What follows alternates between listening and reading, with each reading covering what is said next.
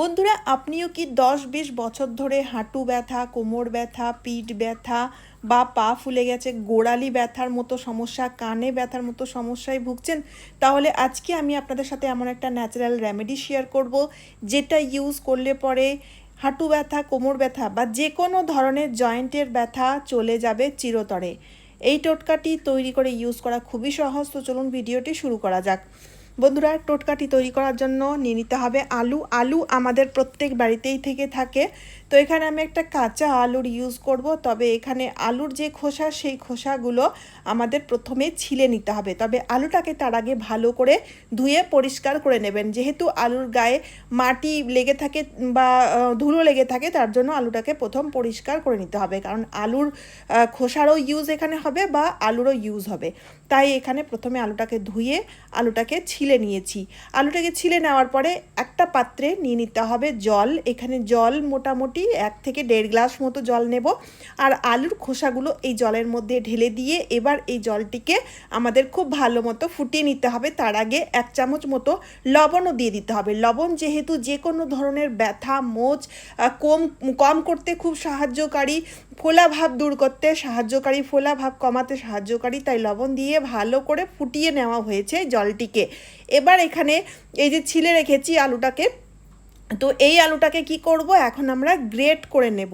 বন্ধুরা, আলুর মধ্যে রয়েছে এমন কিছু প্রপার্টি যা কিনা আমাদের যে কোনো ধরনের ব্যথা, জয়েন্টের ব্যথা হোক বা যে কোনো ধরনের ব্যথা ঠিক করতে খুবই সাহায্যকারী। তবে শুধুমাত্র আলু লাগিয়ে যে ব্যথা ঠিক হয়ে যাবে তা কিন্তু নয়। তার সাথে আলুর সাথে আরও কয়েকটি জিনিস মিশিয়ে আমরা একটা টোটকা তৈরি করব, যেটা ইউজ করলে পরে আমাদের যে কোনো ধরনের জয়েন্টের ব্যথা থেকে খুব আরাম পাবো। আর এই টোটকাটি যেহেতু ন্যাচারাল, তাই একটু ধৈর্য ধরে ইউজ করতে হবে, তবে গিয়ে ভালো ফল পাওয়া যাবে। তো এখানে বন্ধুরা আমি আলুটাকে গ্রেট করে নিয়েছি, তারই সাথে নিয়েছি একটা পাত্র। আমি এখানে দেখুন বন্ধুরা, আমি তড়কা প্যানের ইউজ করছি, তবে যে কোনো মোটা ধরনের পাত্র নেবেন।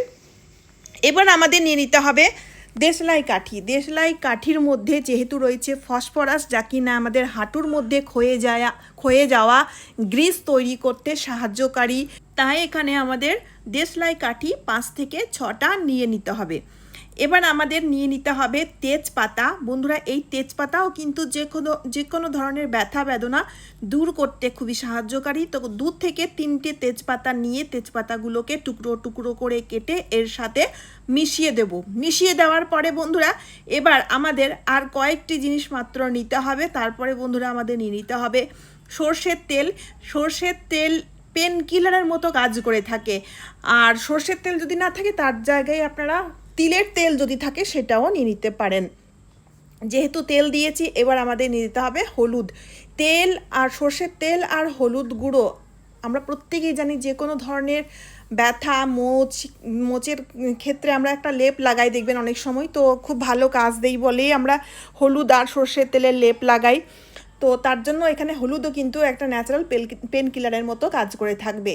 এবার দেখুন ভালো করে সবগুলো জিনিস দেওয়ার পরে মিশিয়ে নিয়েছি। মিশিয়ে নেওয়ার পরে এবার আরেকটি জিনিসও অ্যাড করব, সেটা হচ্ছে কর্পূর। পুজোতে যে কর্পূর ইউজ করা হয় সেই কর্পূরের ইউজ আমরা করব। কর্পূর ব্লাড সার্কুলেশনটা খুব ভালো মতো অ্যাক্টিভ করে থাকে, যার ফলে ব্যথা থেকে আরাম পাওয়া যায়।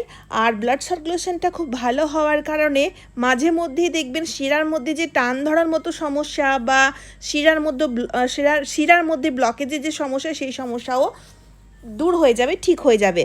তো এখানে গ্যাসটাকে অন করে গ্যাসের ফ্লেমটাকে লোতে রেখে এবার দেখুন আমাদের এই টোটকাটিকে তৈরি করে নিতে হবে। চামচের সাহায্যে অনবরত নাড়াতে হবে, তা না হলে কিন্তু পাত্রের তলায় লেগে যেতে পারে। আর মোটা ধরনের পাত্র নেওয়ার জন্য এই কারণেই বলেছিলাম, যখন আমরা এই টোটকাটি তৈরি করব তখন যেন তলাতে এই টোটকাটি লেগে না যায় বা পুড়ে না যায়। লেগে গেলে বা পুড়ে গেলে টোটকাটি নষ্ট হয়ে যাবে, গুণাগুণগুলো নষ্ট হয়ে যাবে। তো দেখুন ভালোভাবে তৈরি হয়ে গেছে রেমেডিটি। এই পর্যন্তই আমাদের তৈরি করতে হবে। যখন হালকা একটু ব্রাউন হয়ে যায় তখনই গ্যাসটিকে বন্ধ করে দিতে হবে। এবার আমি ছেঁকে একটা পাত্রের মধ্যে, একটা বাটির মধ্যে তেলটিকে ঢেলে দিলাম।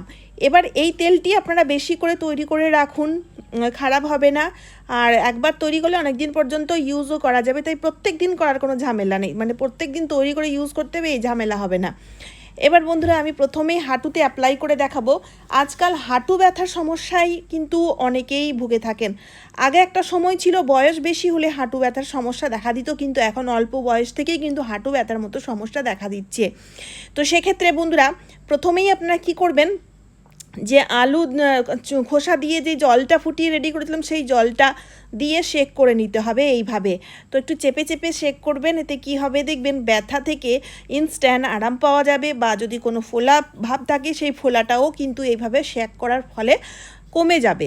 তো এইভাবে এই গরম জলটি দিয়ে শেক করে নেওয়া হয়েছে। শেক করে নেওয়ার পরে জায়গাটিকে শুকোতে দিতে হবে। তারপরে যে তেলটি আমরা তৈরি করেছি সেই তেলটি লাগিয়ে আলতো হাতে মাসাজ করতে হবে। এখানে মাসাজ করার সময় অবশ্যই মনে রাখবেন খুব বেশি জোরে জোরে ঘষাঘষি করলে হবে না, এইভাবে সার্কুলার মোশনের মাসাজ করবেন। আর তারপরে দেখুন এইভাবে যেভাবে যে স্টেপগুলো দেখানো হচ্ছে দুটো আঙুলের সাহায্যে দুপাশ দিয়ে আলতো হাতে মাসাজ করতে হবে।